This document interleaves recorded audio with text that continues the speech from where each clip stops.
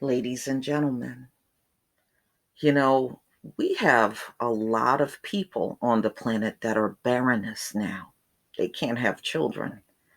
So when they can't have children, they try a lot of these artificial things like IVF. And it works sometimes, and sometimes even that fails. It really depends on the woman. So this came out in the Telegraph February 18th, 2020. Babies born via IVF are 45% more likely than those conceived naturally to die in their first year. Interesting. Babies born via IVF are 45% more likely to die in their first year than those conceived naturally, a major study has found. Swedish researchers analyzed data on more than 2.8 million births over 3 decades.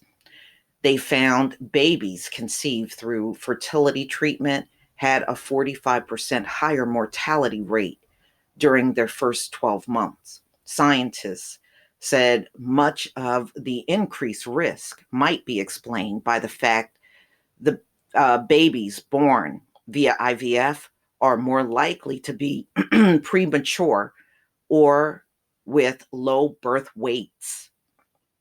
After a year, there was little difference in mortality rates between the groups. The underlying causes of infertility might also mean increase the risk of health problems when children were conceived. Researchers stress that the overall risk of mortality remains low, around 3.9 per 1,000 babies born in Britain die within the first year. Okay. In my opinion, nothing artificial will ever measure up to anything that is natural. It just doesn't. Even out in nature, you got all of these hybrid animals, and they already said a lot of these hybrids that they mixed up together, they are a lot weaker than the original animal that didn't have all of those hybrid mixtures in it. So I really think it is something to this. But let's go on.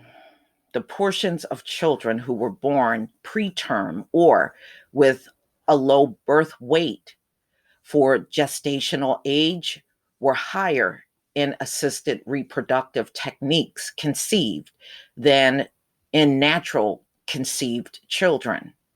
The main drivers for the first year mortality risk among children conceived with assisted reproductive techniques included respiratory distress, incomplete lung development, infections, and neonatal hemorrhaging, hemorrhage. Wow, those things sound horrible. Respiratory distress, incomplete lung development, infections, neonatal hemorrhage, which are conditions often linked to prematurity. Wow.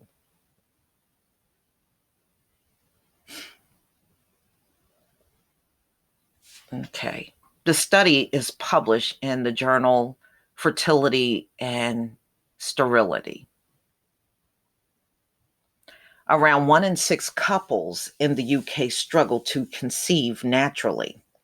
Around 2% of babies born in Britain annually are a result of IVF, with around 20,000 babies a year delivered this way. So why is that number so low? I mean, is it because most of the IVF fails? I'm just wondering, that's awfully low. But then I mean, I know IVF is unaffordable. The average woman can't even afford it. It's too much money. But 20,000 babies annually, that's it. I wonder what the ratio is between the 20,000 that are delivered and of the ones that fail. What are those numbers? I'm just curious. All right. So, what is not clear is whether this relates specifically to the treatment or if there are factors related to the population of couples going through treatment which put them in, at increased risk. Well, I don't know.